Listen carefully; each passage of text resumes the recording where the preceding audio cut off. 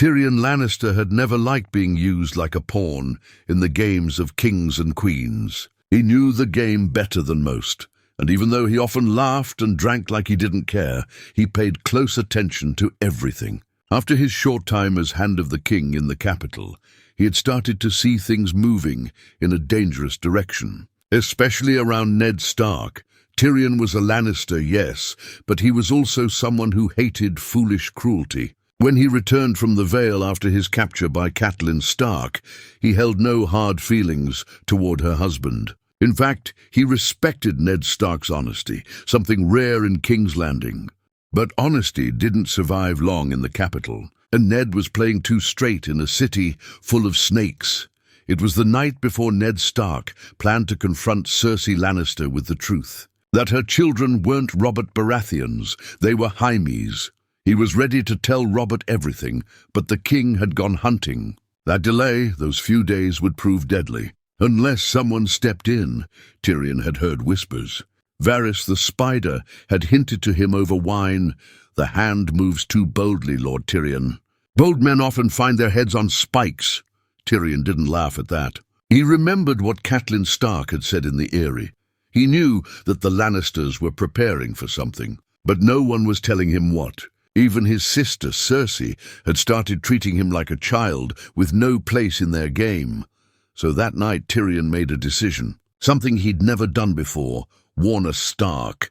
It was nearly midnight when he arrived outside the Tower of the Hand. The guards looked confused. Tyrion had never come here before, and surely not alone. But he came with a sealed letter, one with the Lannister seal, and asked to speak to Lord Stark in private. After a short wait, he was allowed inside. Ned was surprised to see him. Tyrion Lannister? "To what do I owe this late visit?" Ned said coldly, still recovering from the wound in his leg, his face pale but proud. "I come not as a Lannister, Lord Stark," Tyrion replied, pouring himself a cup of wine. "I come as a man who doesn't like the smell of blood in the morning." Ned frowned. "Speak clearly." Tyrion looked him in the eye, serious for once. "You plan to confront my sister. You believe you hold the truth in your hands, and you think the truth will protect you. But this city doesn't care about truth. It only cares about power." Ned's eyes narrowed. "You know, I know enough," Tyrion said. "Enough to see you're about to walk into a trap." There was a pause. The fire crackled behind them. "And why warn me?" Ned asked. "What do you gain?" Tyrion gave a small, tired smile. "Because you're not the enemy. And because if you fall, chaos will follow. I'd rather like my head where it is." Ned looked away, his mind racing. "What do you suggest?" "Delay. Do not confront Cersei yet. Wait until Robert returns. Or better, send the letter to Stannis Baratheon. He's the lawful heir, isn't he?" Ned didn't speak for a long time. Finally, he nodded. "Thank you, Tyrion." "For the warning," Tyrion stood. "Don't thank me. Just don't die too soon." As he left the Tower of the Hand, Tyrion felt something rare, dread. He had done what he could. But King's Landing had a habit of crushing even the best-laid plans. But this time, things might just turn out differently. The next morning, Ned Stark didn't sleep much. Tyrion's words echoed in his mind. Power, not truth. Trap. Delay. He had already written the letter to Stannis Baratheon before dawn. He had a trusted messenger, one of his northern men, ride out before the sun fully rose. The message was clear: come with strength. Robert's heirs are illegitimate. You are the true king. Now came the harder part, waiting. Littlefinger came as expected, smiling his sly smile. "Lord Stark, I hear you've requested extra guards. Shall I be worried?" Ned didn't answer the sarcasm. "I'm not in the mood for games today, Lord Baelish." "Then you're in the wrong city, my lord," Littlefinger replied smoothly.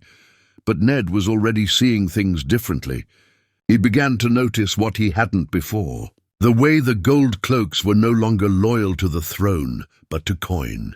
How Varys disappeared when real danger approached. And how Peter Baelish, with all his soft words, never truly helped anyone but himself.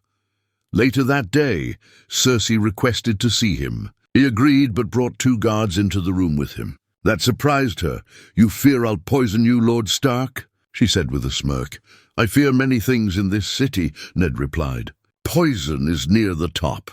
Cersei sipped her wine slowly, watching him. You're smarter than I thought, but not smart enough. You still think this is about Robert and his throne. It's about survival, Ned said firmly. And I intend for mine and my daughter's. She laughed quietly.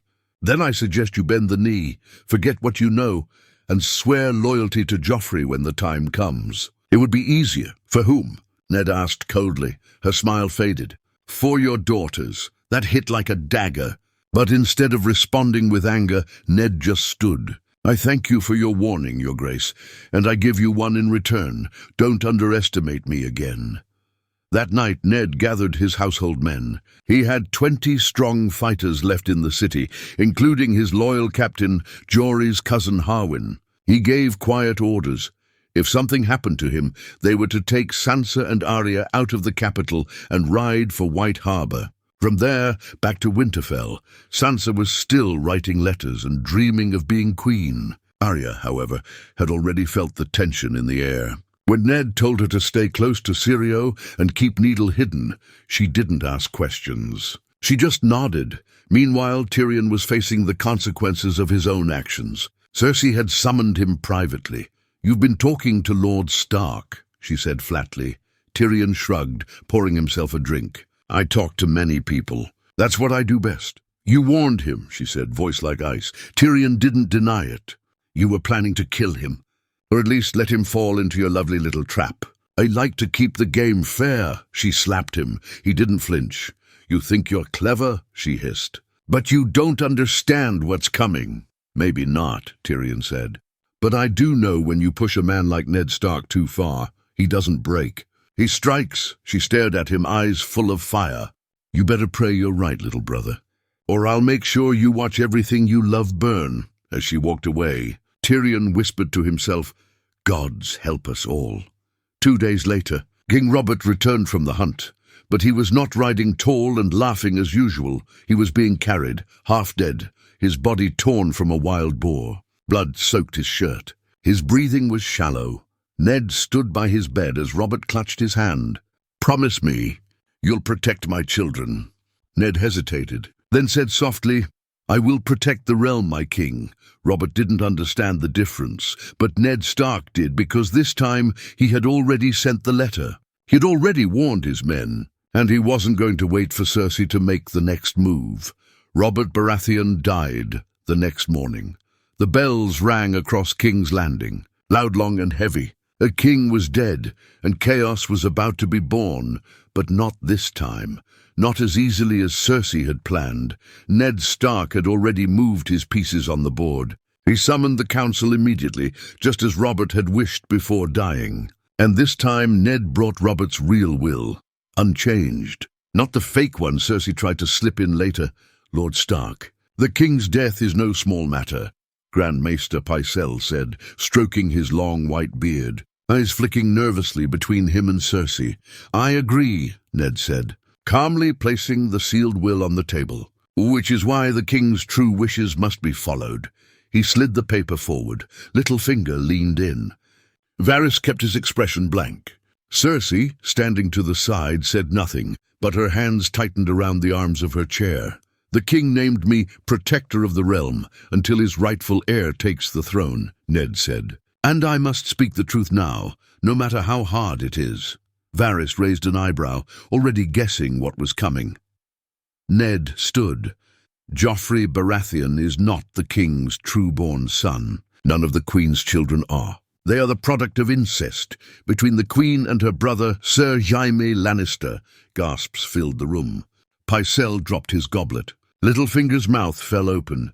Cersei didn't move. She just stared at Ned like she was measuring the width of his neck. I have sent word to Stannis Baratheon, Ned continued. He is Robert's true heir. Until his arrival, I will maintain order in the capital. Silence. Then slowly, Littlefinger stood. Lord Stark, he said, voice almost soft. You do realize what you've done? Ned nodded. I've done what's right. Littlefinger gave a sad little laugh. Yes, but right doesn't always survive the game. He left the chamber quietly. Later that day, Cersei summoned Joffrey to the throne. She declared him king in front of the court, despite Ned's announcement. The hall was packed, lords, knights, and high-born ladies watching with eager, hungry eyes. Ned came too, but this time he brought his own guards. When Joffrey sat on the Iron Throne, Sir Barristan Selmy hesitated before kneeling. He looked to Ned, then to the boy, then back. The moment dragged like steel across stone. Ned stepped forward, holding the king's will. By Robert Baratheon's own hand I was named Protector. "Joffrey Baratheon is not his son," shouting broke out in the hall. Sansa screamed. Arya gripped Sirio's arm tight from the back of the chamber.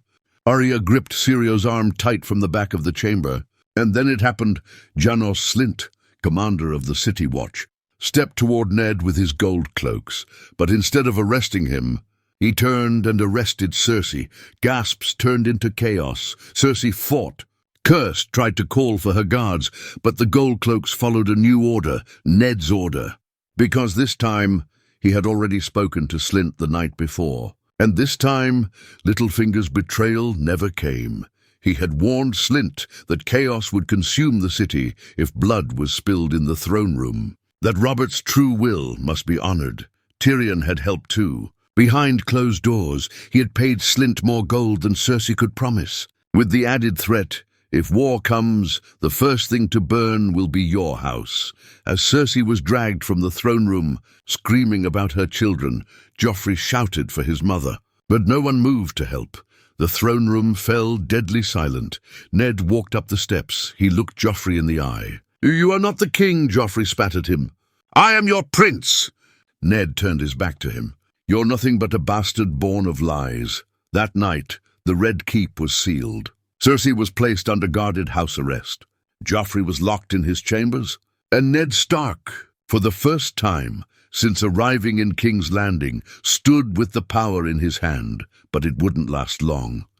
Far across the sea, word of Robert's death was already spreading. And war was only beginning to stir. By the third day after Robert's death, the city was no longer whispering, it was boiling. The Lannisters were furious. Jaime Lannister, the Kingslayer, returned to King's Landing the moment he heard of Robert's death and Cersei's arrest. He didn't ride quietly. He stormed in with 200 Lannister soldiers, armor shining red and gold, banners high. It was a message, not of mourning, but of war. Tyrion met him before he reached the Red Keep. "You're late, dear brother," Tyrion said dryly. Jaime didn't laugh. His jaw was tight, his eyes full of cold rage. "She's in a cell?" he asked. "Cersei? She's under guard." "Not harmed," Tyrion replied. "But yes, Ned Stark has her locked away." Jaime stepped down from his horse. "Then I'm going to cut his head off." Tyrion stood in front of him. "No, you're not." Jaime raised an eyebrow. "Move." "I warned him, Jaime," Tyrion said, voice lower. "I tried to keep blood from spilling." "You want to start a war in the capital? With half the realm already unsure who the king is?" Jaime stared at him. "He shamed our sister. Called Joffrey a bastard. Let the whole court hear it. And you're proving him right with every threat you make," Tyrion snapped. "Use your head for once. You kill Ned Stark now, and the North will rise with fire in their eyes. And Stannis will ride south with an army. Then the realm burns." Jaime was shaking with fury but said nothing. Tyrion leaned closer. "Let me fix it. You trust me more than Cersei ever did. I have a plan. But you need to give me time." Reluctantly, Jaime stepped back. For now, inside the Red Keep, Ned Stark knew what was coming. War. And it wouldn't just be with the Lannisters. Renly Baratheon had vanished the night Robert died. Gone with his household knights and Sir Loras Tyrell. Ned suspected what others hadn't guessed yet. Renly would try to take the crown for himself. "Stannis is too cold," Ned said to Sir Barristan. "Renly will have the charm and the backing of the Reach, but not the law," Barristan said. "Law no longer rules this land," Ned replied bitterly. "Everyone wants the crown. No one wants the cost." Varys came to him that evening in silence. "There are ships gathering in the harbour," the spider whispered. "Some say for war. Others say for escape," Ned turned to him. "And what do you say, Lord Varys?" Varys smiled faintly. "I say the game has changed. You are not the usual player, Lord Stark. You're too honest, too noble. That's why I'm helping you. Ned didn't trust the spider, but he did trust information. I need to know if Tywin Lannister is moving." Varys nodded. "He is, and he marches not for talk. He marches for vengeance." Ned looked out over the city. "Then we must prepare." That night, he called for Sansa and Arya. Sansa cried when she learned her betrothal to Joffrey was broken. Arya, on the other hand, asked if she could stab Joffrey just once. "You may get your chance," Ned said grimly, but he had made a choice. He would not flee the capital, nor surrender it. He wouldn't run like a coward from a den of lions. He was Eddard Stark of Winterfell, and if the Lannisters wanted blood, they would have to spill it in front of the realm. The next morning, ravens flew from the Red Keep, one to Winterfell, one to the Eyrie, one to the Stormlands, one to Dragonstone. Each carried the same message. King Robert is dead. Stannis Baratheon is the rightful heir. Ned Stark holds the capital in his name. Stand with the law or fall with traitors. By the time the sun set, Jaime Lannister was watching the walls of the Red Keep with burning eyes. And in the darkness of his tent, outside the city, he whispered to his men, "Prepare to strike, because one way or another, the lion was going to roar." The sound of steel filled the night.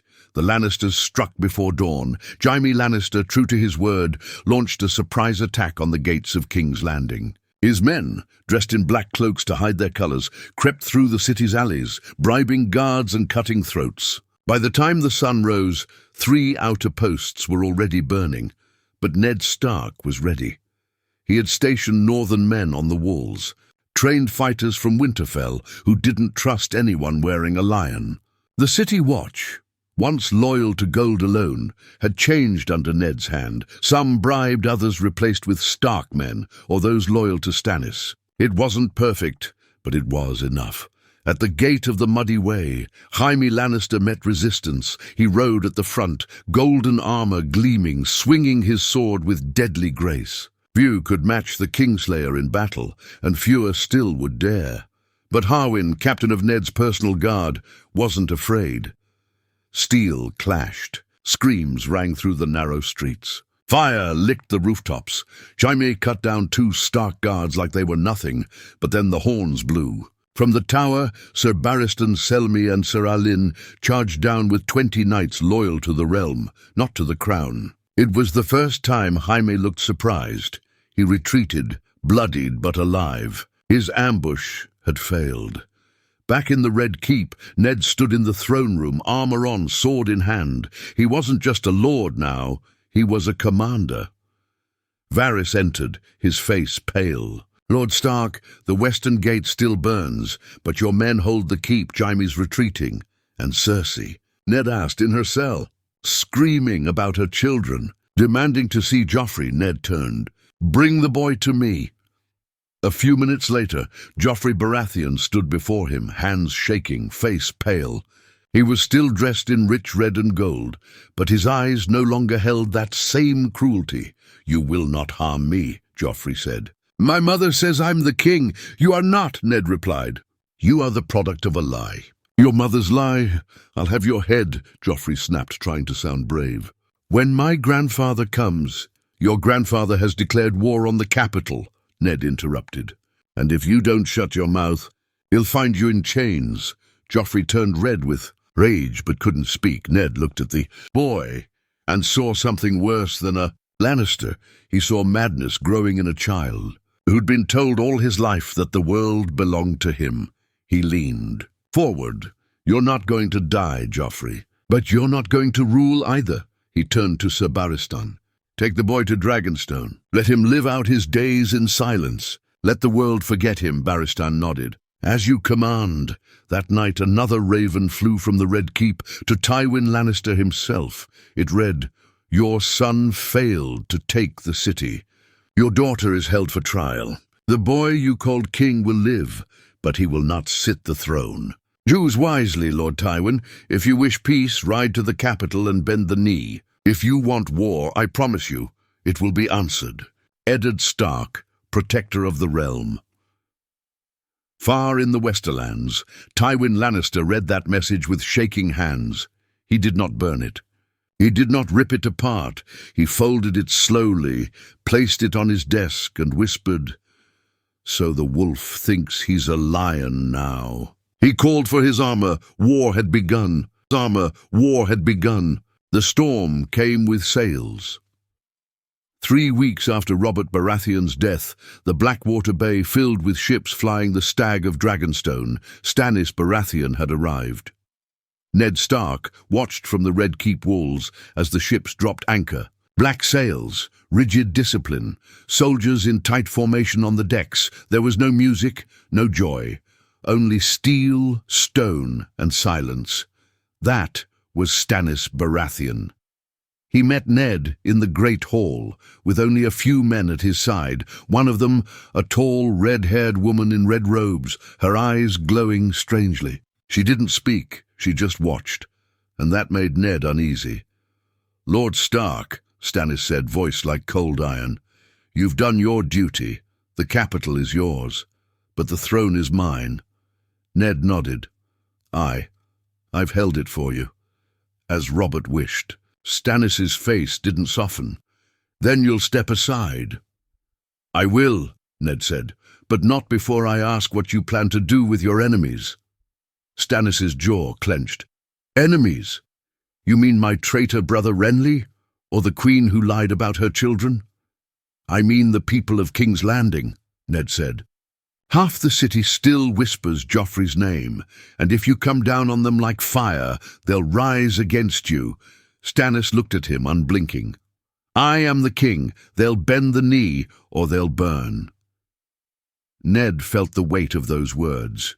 This was the man he had sworn to support. But now, hearing him speak, he wondered if he had chosen the lesser of two evils, or simply the colder one. The Red Woman stepped forward suddenly.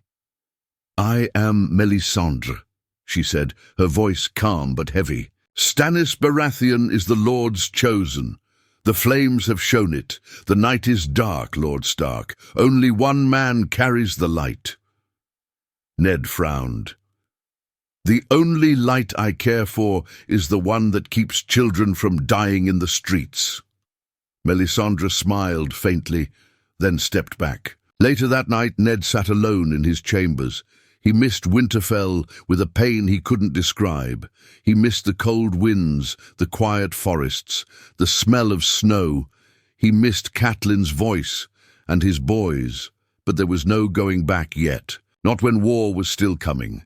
Ravens arrived from the Riverlands. Tywin Lannister had taken the field. He was marching east with 20,000 men.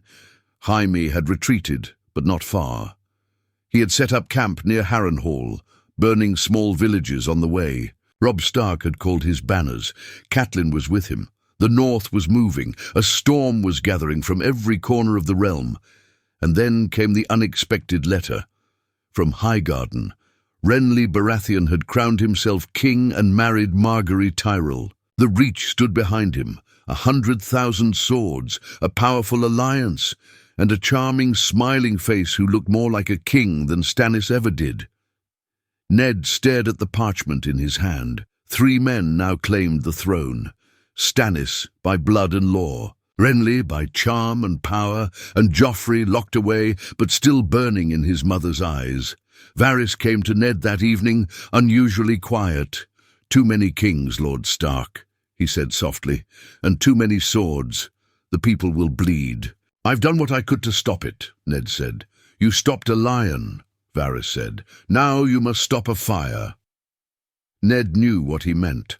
Stannis was no madman, but he was unbending. His justice was cold and sharp, and behind him walked a woman who spoke of gods and flames and chosen kings. "You supported Viserys once, didn't you?" Ned asked. Varys gave a thin smile.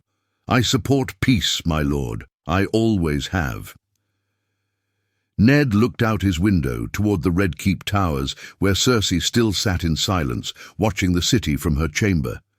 3 kings, 1 throne, and somewhere across the sea, a dragon's shadow was growing. The heat in King's Landing was heavier than usual. It wasn't the sun, it was war.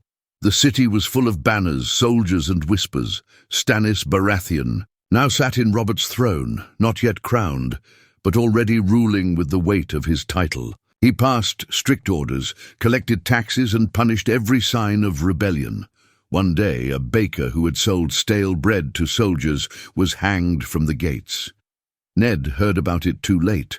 When he tried to speak to Stannis, the king only said, "Weakness is a seed that grows if you let it." But the people were starving and growing angry. Sansa saw it in the markets. Arya heard it in the streets when she trained with Syrio.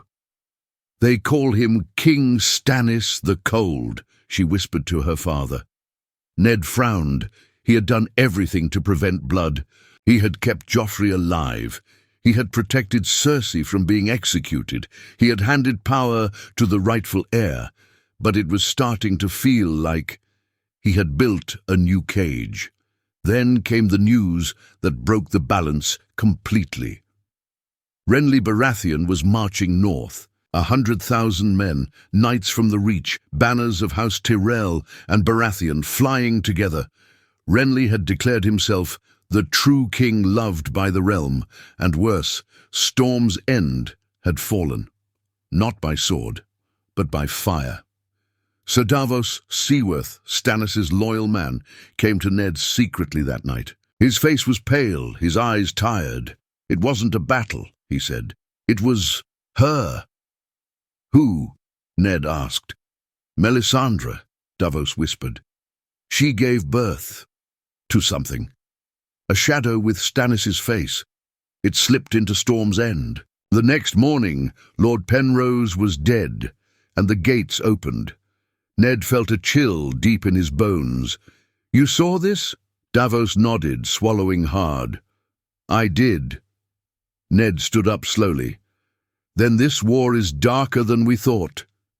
That same night, Ned went to the dungeons. Cersei was still there. She didn't look like a queen anymore. Her hair was messy, her dress wrinkled, her eyes hollow, but her spirit had not broken. "You came to gloat," she said. "No," Ned replied. "I came because I need your help." That made her laugh bitterly. "Now you crawl to the lion? I kept your son alive. I protected your name longer than you deserved. But this realm will burn if Stannis is left alone to rule it." "And what do you expect me to do?" she asked. "Speak the truth. Tell the court that you admit Joffrey was not Robert's son, that he was a Lannister. Let the lie die, and your bloodline with it." Cersei stood slowly, her face tight with fury. "You want me to kill my son with words. He is already locked away. But his name still causes war." Cersei stepped forward. "And if I say no, then Stannis will kill more than just your family. He'll burn this city in the name of justice." She stared at him for a long time. "You think yourself so honorable," she said, "but you're willing to sacrifice a boy to save a kingdom." Ned didn't respond, because deep down, he knew she was right. That night, Ned Stark couldn't sleep. He looked at the sword beside his bed, ice, and thought of the words of his house, "Winter is coming." He had lived by honor, he had believed in truth, but now truth was a fire that could consume the whole realm. As he stood at the balcony looking over the dark city, Varys appeared beside him like a ghost. "The time is near, Lord Stark," he said softly. "You must decide what kind of king this realm needs." "I'm no king," Ned said. "No," Varys said, "but they all bend around you. At dawn, the bells of King's Landing rang again, but this time it wasn't for death or war, it was for a trial. Stannis Baratheon had ordered it, a royal court, held in the throne room to settle all claims to the Iron Throne. To make it legal, he said, to end all doubts. But to Ned it felt like a trap. Too public, too rushed, too dangerous. He wore his old northern armor as he entered the hall. Ice was strapped across his back. Sansa sat beside Septa Mordain, looking pale. Arya was hidden in the shadows, watching everything with wide eyes. Tyrion Lannister stood far in the back, quiet and unreadable. The hall was packed, lords from the Reach, soldiers from Dragonstone, spies from Dorne. Even some Ironborn had come, curious about who would wear the crown. Cersei Lannister was dragged forward in chains. Her face was proud, untouched by fear. Joffrey was not present. He had been sent to Dragonstone under heavy guard, but rumors said he had already tried to escape twice. Stannis sat on the Iron Throne, hard and stiff as stone. Beside him stood Melisandre, dressed in red, her eyes scanning the crowd like a hawk. "This realm has suffered," Stannis began. "Because of lies, because of ambition, because of weakness. Today we end that." He turned to Ned. "Lord Stark, speak the truth you came to protect." Ned stepped forward. All eyes were on him. He looked at Cersei, at the faces of lords and ladies, at the throne he had once guarded for Robert. And then he lied. "Joffrey Baratheon is not the son of Robert Baratheon," Ned said. "He is a Lannister bastard, born of incest. The queen betrayed the king, and the boy is not rightful heir." Gasps filled the room. Some cheered. Others looked horrified. Cersei stared at him with no expression. Not rage, not sadness, nothing. Stannis stood. "Then by the law of the realm I am the rightful king, and justice must be done." He nodded to his guards, but before they could move, the doors of the throne room burst open, and in walked Renly Baratheon, surrounded by armored knights of the Reach, Sir Loras Tyrell, Mace Tyrell, and hundreds of swords ready for blood. The green and gold of Highgarden shimmered behind him. "Brother," Renly said, smiling, "you're not crowned yet, and I thought it best to stop by before you made a mess of things." Stannis didn't move. "You come here uninvited, with swords drawn." "I come as a king," Renly said. "A king with the love of the people." Ned stepped back as tension filled the hall. "Enough!" Stannis roared. "You wear a stolen crown. You ride behind flowers and flatterers. I am the true heir, and yet no one wants you," Renly said coldly. "Even your own men fear that red witch beside you." Melisandre stepped forward. "Do not speak of what you do not understand. Tell that to Lord Penrose." Renly snapped. Swords were drawn. It was about to explode, and that's when Ned Stark made the final choice. He stepped between them, raised dice, and shouted, "If you spill blood in this hall, you damn the realm forever." His voice rang louder than the steel. Everyone froze. Ned looked at both brothers. "You want to be king? Then act like one. The people are starving. The riverlands are burning. The north is ready to rise. And across the sea, a girl with dragons is growing stronger every day." He turned to Stannis. "Your justice will turn this city to ash." Then to Renly. "Your charm will not keep the wolves at bay." Finally, he dropped ice on the floor, the sound echoing like thunder. "If you both want the throne, then fight for it. But not here, not today. I've kept this realm from bleeding long enough. If I must die to keep peace for one more day, so be it." For a long moment, no one moved. Then Stannis turned and walked out of the hall. Renly smiled, bowed to the crowd, and followed him. The tension broke. Ned stood alone. That night, Varys came to him again. "You've done the impossible," he said. "You made lions and stags pause." "For now," Ned said. "But it won't last." "No," Varys agreed. "But you've given the realm something better than truth." "What's that?" "Time." Days later, Ned Stark left King's Landing. He gave up his position, his power, and even his sword. He took Sansa and Arya and rode north, not as a traitor, not as a hero, but as a man who had tried to keep the kingdom alive. Behind him, the war still boiled, but the name Eddard Stark was no longer just a name. It was a warning and a legend. A warning and a legend.